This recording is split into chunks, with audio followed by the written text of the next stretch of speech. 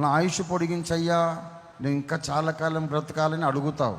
ఆయన అంటాడు, అవును పొడిగిస్తే నువ్వేం చేస్తావు, నీ ఆయుష్ పొడిగిస్తే నువ్వేం చేద్దాం అనుకుంటున్నావు అంటే, నా మనవరాలి పెళ్లి చూడాలయ్యా, మా అబ్బాయి పెళ్లి చేయాలయ్యా, ఇల్లు కట్టాలి. ఇక ఇవన్నీ నాన్ సెన్స్, ఇవన్నీ లోక సంబంధమైన కోరికలు. నువ్వు నీ లోక సంబంధమైన ఆశలు కోరికలు నెరవేర్చుకోవడానికి దేవుడు తన శక్తిని వినియోగించడు. దేవుని నిత్య సంకల్పం, ప్రపంచ మానవాళి రక్షణ ప్రణాళిక, వధువు సంఘ నిర్మాణం, కోట్లాది ప్రజలను రాకడ కొరకు సిద్ధపరచడం. ఈ ప్రణాళికలో నీవు సైనికురాలివైతే దీర్ఘాయుష్షు నీ జన్మ హక్కు. దేవునికి స్తోత్రం కలుగునుగాక. తప్పక దీర్ఘాయుష్ను అడగొచ్చు, ఇస్తాడు ఆయన. దేవునికి స్తోత్రం, హల్లెలూయా. నీకు ఇచ్చే ఆయుష్ను ఏదో నిన్ను నువ్వు సుఖపెట్టుకోవడానికి, నీ గొప్పల కోసం నువ్వు వాడుకుంటే అది నీకు నష్టం, అందరికీ నష్టం. హిజ్కియా చేసిన తప్పదే. 15 సంవత్సరాల ఆయుష్కాలం దేవుడిచ్చాడు. ఇచ్చిన తర్వాత ఏమైందండి? బబులోను రాజు తన సేవకులను పంపించాడు పరామర్శించడానికి.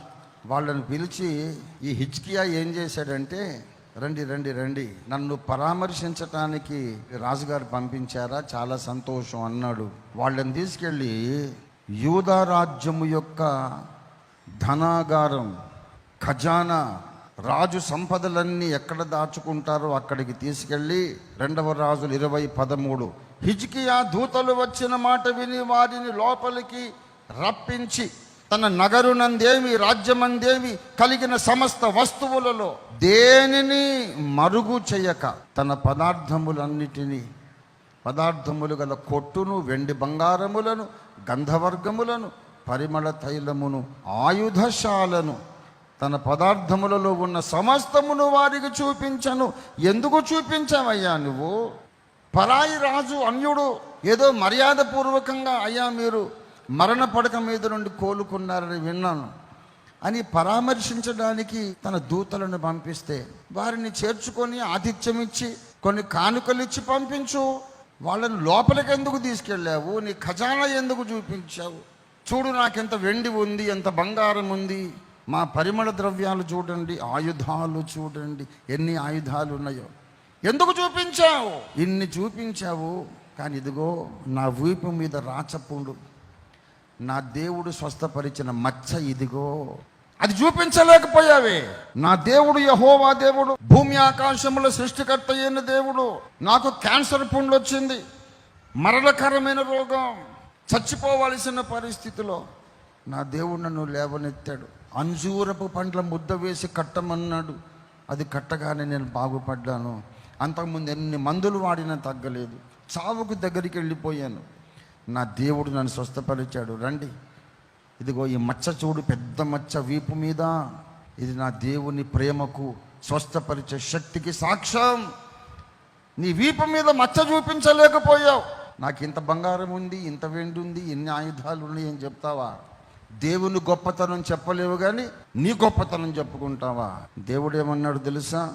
2వ రాజులు 20:16 అంతటా యెషయా హిజ్కియాతో ఇట్లా నేను, యెహోవా సెలవిచ్చు మాట వినుము, వచ్చు దినములలో ఏమియో మిగలకుండా నీ నగరునందున్న సమస్తమును నేటి వరకు నీ పితరులు సమకూర్చి దాచిపెట్టినదంతయును బబులోను పట్టణమునకు ఎత్తుకొని పోబడును. మరియు నీ గర్భమందు పుట్టిన నీ పుత్ర సంతును బబులోను రాజు నగరునందు నపుంసకులుగా చేయుటకాయి వారిని తీసుకొని పోవుదురు. ఇంత ఉపద్రవం వచ్చింది, ఇంత వినాశనం వచ్చింది. యెరూషలేము పట్టణం, దేవాలయం ధ్వంసం అయిపోయింది, సమస్తం దోచుకుపోయారు. ఏదేది చూపించావో అదంతా దోచుకుపోతారు. ఇంత నాశనం తెచ్చిపెట్టే కంటే నువ్వు మరణమగుచున్నావు, బ్రతుకవు, ఇల్లు చక్కబెట్టుకోమని చెప్పినప్పుడే ఇల్లు చక్కబెట్టుకొని 3వ ఆకాశానికి, పరదైసుకు, అప్పట్లో భూగర్భం అనుకోండి, భక్తుల విశ్రాంతి స్థలానికి వెళ్ళిపోతే ఎంత బాగుండును. ఏడవమని చెప్పలేదు ఆయన, ఇల్లు చక్కబెట్టుకోమని చెప్పాడు. ఆయుష్ పెంచమని ఏడవడం కొరకు బయలుపరచలేదు. నీ ఆయుష్కాలం అయిపోయింది, ఇల్లు చక్కబెట్టుకోని సిద్ధపాటు కొరకు చెబితే సిద్ధపడ్డం మానేసి, ఏమీ ఆయనకి ఒక ప్రణాళిక లేదు. ఇంకొక 10-15 ఏళ్ళు బ్రతికితే దేవా నీ కొరకు ఇది చేస్తాను, అది చేస్తాను, ఏమీ లేదు. దేవుని కొరకు బ్రతకాలనే ప్రణాళిక లేదు, కానీ ఊరికనే సరదాగా బ్రతకాలనుకున్నాడు. గురి లేని దీర్ఘాయుష్షు ప్రమాదకరం. గురి యొద్దకు పరిగెత్తడం ఇష్టం లేని వాళ్లకు దీర్ఘాయుష్ ఉంటే ప్రమాదకరం. హిజ్కియా చేసినట్టు పిచ్చి పిచ్చి పనులన్నీ చేస్తారు. తమ కుటుంబం మీదికి, దేవుని సమాజం మీదికి ఉగ్రతను తెస్తారు. దీర్ఘాయుష్ ఎవరికి ఉండాలంటే, నేను బ్రతికే ప్రతి నిమిషము దేవుని కొరకే అనే నిబంధన చేసుకున్న వాళ్లకు దీర్ఘాయుష్ ఉంటే లోకము దీవించబడుతుంది, లక్షల మంది రక్షణ పొందుతారు, సంఘము కట్టబడుతుంది, వధువు నిర్మాణం అవుతుంది. ఇవాళ నేను చెప్పాను, ఏ అద్భుతమైనా చేయగలవాడు మన దేవుడు.